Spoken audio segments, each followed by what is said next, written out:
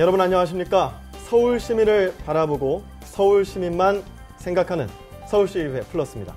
서울시의회에 관한 발빠른 소식과 알짜 정보를 시민 여러분께 전해드리는 서울시의회 플러스. 오늘 전해드릴 첫 소식은 오존층을 파괴하는 냉매에 관한 것입니다. 네, 냉장고에 쓰이는 냉매나 헤어스프레이에 사용되는 프레온가스는 하늘로 올라가 오존층을 파괴하는 주범인데요. 오존층 파괴가 지속되면 강렬한 햇볕으로 인해 지구온난화가 가속화된다고 합니다. 그래서 정부가 프레온가스로 대표되는 이 냉매 관리를 강화하겠다고 밝혔는데요. 이에 서울시도 지자체 차원의 대책 마련에 돌입했습니다. 서울시의회는 냉매 관리에 대한 예산을 편성했습니다. 세계 기상기구에 따르면 지난해 측정된 전 세계 이산화탄소 평균 농도는 405.5ppm. 산업혁명 이전인 1750년에 비해 46%나 치솟았습니다. 또한 프레온가스라 불리는 염화불화탄소 등 냉매의 주 원료로 쓰이는 가스 농도도 높아지고 있는 추세. 냉매는 에어컨과 자동차 등의 열을 낮추기 위해 사용되는데 오존층을 파괴하는 주범으로 꼽힙니다. 오는 29일 대기환경보전법이 개정되며 냉매 관리가 대폭 강화될 예정인 가운데 서울시도 지자체 차원의 대책 마련에 돌입했습니다. 지구온난화 지수가 높기 때문에 많은 관심을 가져야 된다 이런 생각하고 저희 의회에서도 지난번에 냉매 관리에 대해서 예산 편성을 조금 했습니다. 무엇보다 시급한 건 실태 파악입니다. 그동안 냉매 관리 적용 대상이 대형 에어컨과 같은 공기조화기만 해당됐던 탓에 실효성이 없다는 지적도 제기됐던 상황. 냉매 생산과 사용부터 수출입, 폐기, 재활용에 이르는 모든 단계에 대한 통계 조사가 급선무입니다. 실제적으로 이게 현황을 정확히 파악되어야지 어떻게 이것들을 정책적으로 유도해 나갈 건지에 대한 부분들이 만들어져야 되는데 실제적으로 국내에 있는 배출에 대한 통계는 실제적으로 사용 단계의 통계들이 없다 보니 또한 온실가스 배출이 낮은 대체 물질로 전환하거나 회수된 냉매를 재활용하는 방안도 제시됐습니다. 서울시는 산하기관 사업소의 냉매 사용 현황을 파악하고 자체 지침을 마련해 엄격하게 관리해갈 계획입니다. TBS 구균진입니다. 최근 미세먼지가 기승을 부리면서 생활에 불편을 겪으신 분들 많으실 텐데요. 각 자치구마다 미세먼지 측정소가 한 곳뿐이어서 지역별 특성이 제대로 반영되지 않았습니다. 예, 김재리 서울시 의원은 시민들이 정확한 수치를 알 권리가 있다며 측정기를 2~3배 이상 늘려야 한다고 강조했습니다. 서대문구의 대기오염 측정소는 산자락 부근의 홍제동에 위치해 있습니다. 그런데 도심에 위치한 신촌동의 경우도 서대문구라는 이유로 홍제동에서 측정한 미세먼지 농도가 그대로 표기됩니다. 같은 자치구 안에서도 지역별로 특성이 다른데 측정소 한 곳의 측정값이 자치구 전체를 대표하고 있는 겁니다. 이에 미세먼지 측정기를 추가로 설치해 보다 촘촘한 지역별 미세먼지 농도를 파악해야 한다는 목소리가 나옵니다. 정확한 수치를 알려줄 수 있어야 시민들이 미세먼지 문제에 대한 체감도를 높이고 미세먼지 근절 정책에 적극적으로 참여할 거란 예측입니다. 측정기가 배 내지는 2~3배 이상 더 늘어나야만이 좀 더 정확한 그 지역의 평균치값, 측정치를 우리 시민들에게 알려줄 수 있고 그로 인해서 시민들이 오는 체감이 더 가깝게 느껴지기 때문에 참여도가 높아질 수 있고. 김재리 의원은 특히 기존의 종합 측정기가 아닌 미세먼지 측정기만을 설치하면 비용도 10분의 1로 줄일 수 있다고 덧붙였습니다. 한편 강남구는 서울시 자치구로는 최초로 올해 안에 도로변 44곳에 미세먼지 실외 측정망을 구축하기로 했습니다. TBS 문숙희입니다. 이번에는 성면 이야기입니다.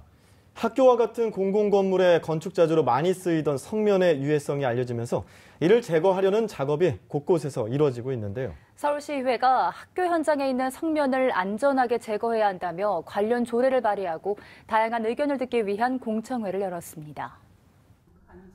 성면은 열에 강하고 가격이 저렴해 70년대부터 학교와 같은 공공건물의 건축자재로 많이 쓰였습니다.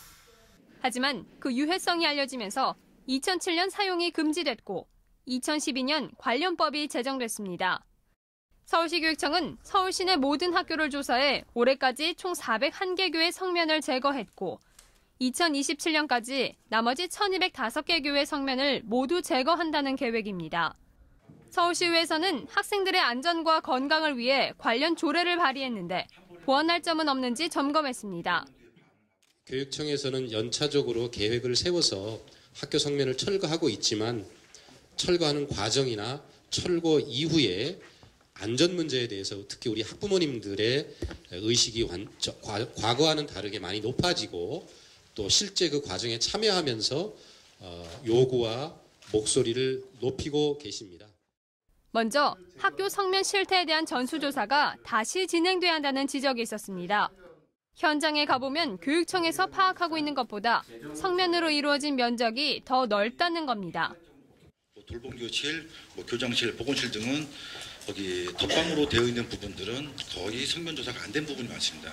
시적으로 감면장을 나가보면 천장은 일부 이제 석고보드로 되어 있는 데를 열어보면은 안쪽에 성면재가 많이 들어 있습니다. 또 대부분의 제거 작업이 방학에 집중되다 보니 일할 사람이나 장비가 부족하다는 의견도 나왔습니다.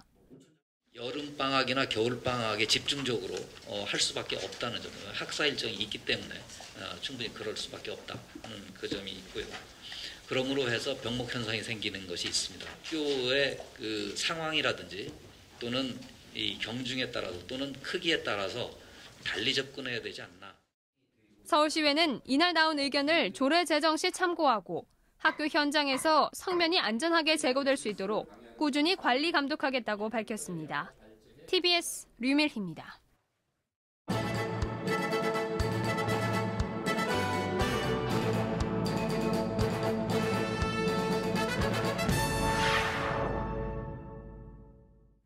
서울특별시의회 항공기 소음 특별위원회 구성 결의안이 제284회 정례회 2차 본회의를 통과했습니다.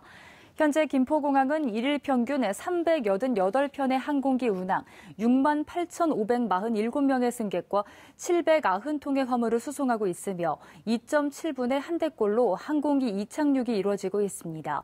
항공기 운항 편수 급증으로 서남권 지역 주민의 항공기 소음 피해는 매년 가중되고 있는 상황입니다. 특별위원회는 향후 정부와 한국공항공사를 상대로 항공기 소음과 관련한 피해 구제, 보상, 국제선 이전 등 구체적이고 종합적인 개선 방안을 마련할 예정입니다. 이광호 서울시의원은 서울시의 농업공화국 조성 사업이 도시농업 서울시의 위상을 높이는 랜드마크를 조성해 줄 것을 당부했습니다. 서울시의 농업공화국 조성 사업은 강서구 마곡지구의 과거, 현재, 미래 농업과 도농 상생의 모든 것을 체험할 수 있는 서울 농업의 상징적 공간을 조성해 도시농업 가치 확산을 통한 시민의 삶의 질 향상을 위해 기획됐습니다. 이 의원은 도시농업의 상징적 공간인 농업공화국 조성 사업이 서울식물원 문화센터 옆에 위치하게 되면서 도시농업 활성화에 시너지 효과를 낼 것이라며 기대감을 나타냈습니다. 서울시의회 교통위원회는 지난 20일부터 이틀간 지하철 2호선 전동차 제작 현장 점검에 나섰습니다. 교통위원회 의원들은 질의를 통해 전동차 알루미늄 재질의 장단점을 비롯해 제작 일정 준수 여부와 안전성 확보 등 제작 시 우려되는 사항들을 세심하게 지적했습니다. 김상훈 교통위원장은 무엇보다 시민들의 안전이 가장 중요하다고 강조하며 안전한 전동차 제작에 만전을 기할 것을 당부했습니다. 서울시 공공자전거 따릉이의 32%가 현재 고장으로 운행하지 못하고 있는 것으로 나타났습니다. 더불어민주당 추승우 시의원에 따르면 지난 25일 기준 고장으로 운행이 어려운 따릉이는 5,200여 대로 전체의 32%에 달했습니다. 이 가운데 단말기가 고장난 경우가 1,800여 대로 가장 많았습니다. 서울시는 고장이 잦은 액정을 고장이 잘 나지 않는 터치식 부품으로 교체하고 있다고 밝혔습니다.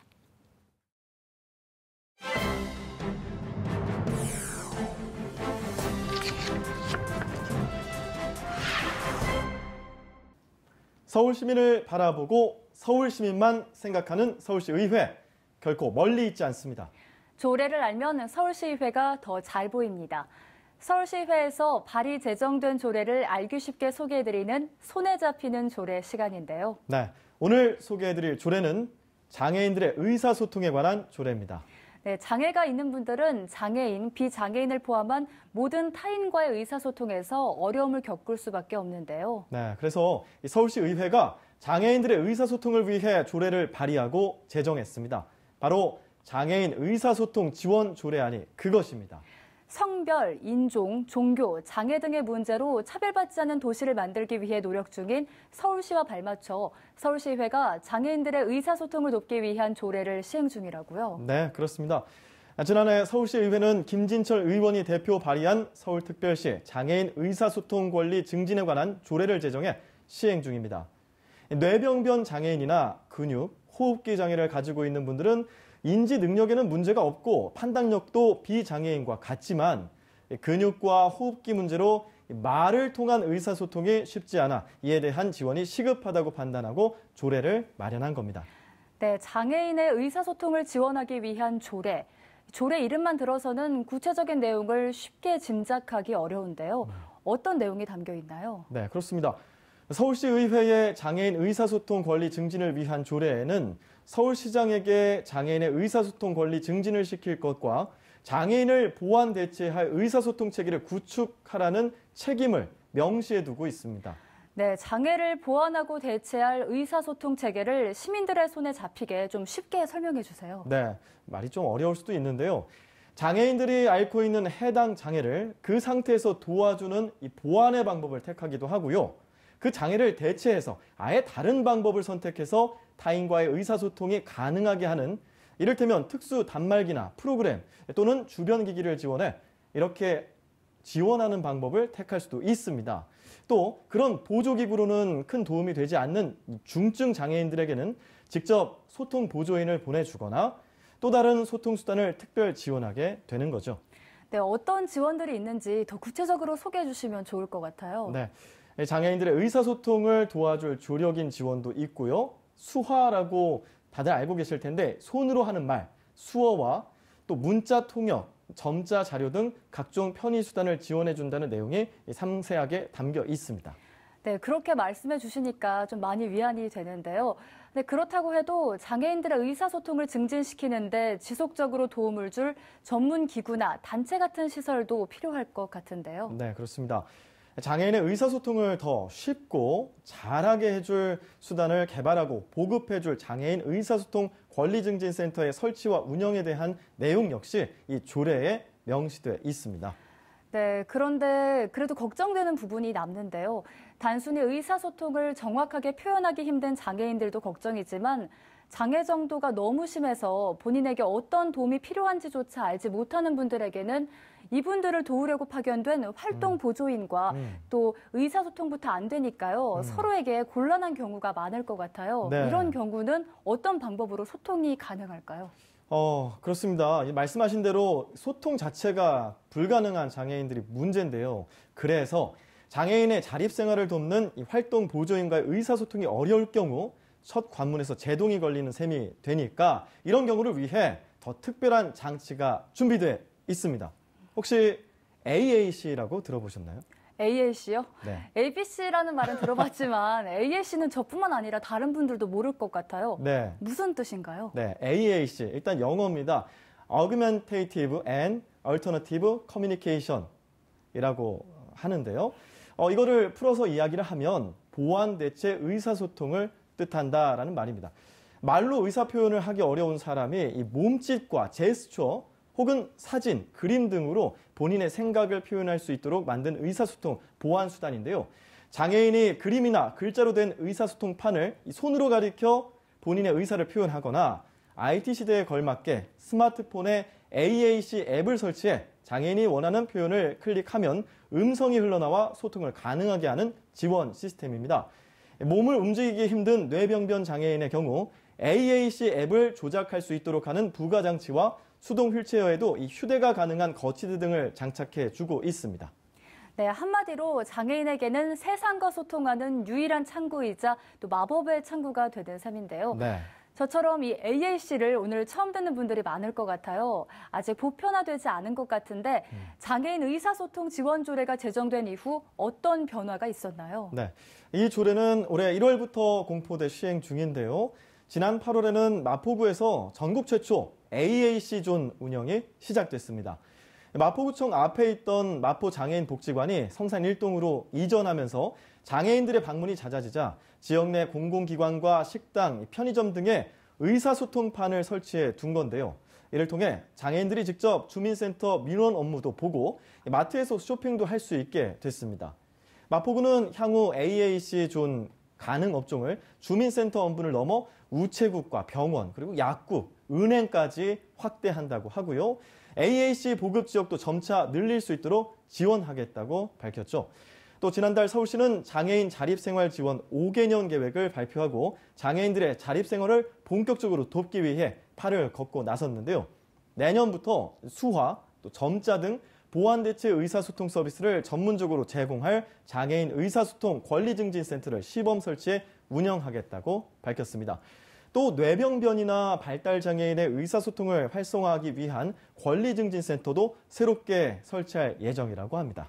네, 이렇게 아주 작은 변화지만 이를 통해 장애 여부와 관계없이 타인과 소통을 할 수 있게 되고 또 자신의 의사를 제대로 표현할 수 있게 된다면 차별 없는 서울로 한 걸음 더 나아가는 길이 될 것 같습니다. 네, 그렇습니다. 장애인의 의사소통을 돕기 위해 서울시와 서울시의회는 이제 막 소중한 첫걸음을 뗀 셈입니다. 장애인과 비장애인, 과연 그 경계를 정확히 가릴 수 있을까요? 종류와 정도의 차이는 있을 수 있지만 사람이면 누구나 장애라는 단어에서 완전히 자유로울 수 없고 또 안심할 수도 없다고 합니다. 할 수 없다, can not에서 not을 잘라내면 할 수 있다, can이 되듯이 장애인에 대한 배려가 당연한 사회가 된다면 우리 모두는 서로 소통할 수 있을 것입니다. 네, 앞으로도 장애인의 사회 참여 기회를 넓히고 장애인의 권리를 증진시키기 위한 다양한 지원 정책들이 늘어나길 기대하겠습니다. 지난 27일 서울시의회에서 사랑의 열매 전달식을 개최하고 이웃사랑 성금을 전달했습니다. 사회복지 공동모금회 관계자에게 사랑의 열매를 전달받은 서울특별시의회 신원철 의장, 김생환 부의장, 박기열 부의장 및 서윤기 운영위원장은 모금 관계자들의 노고에 감사를 표하면서 소외된 이웃들을 위해 솔선수범하는 서울시의회가 되겠다며 의지를 밝혔습니다.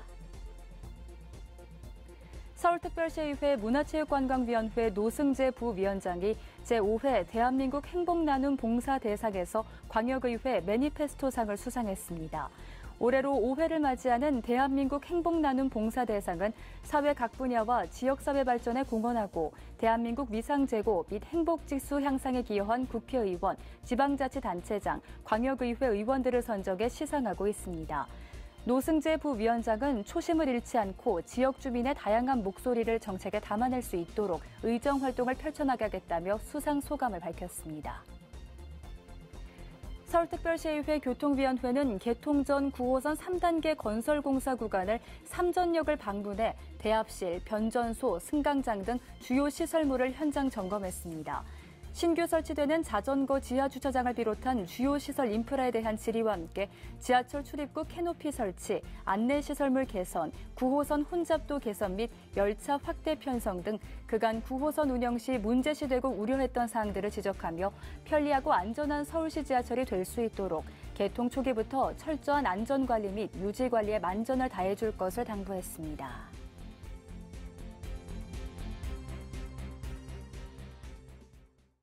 서울시의회 플러스, 오늘 준비한 소식은 여기까지입니다. 다음 시간 더 알찬 소식으로 찾아뵙겠습니다. 시청해주신 여러분 고맙습니다.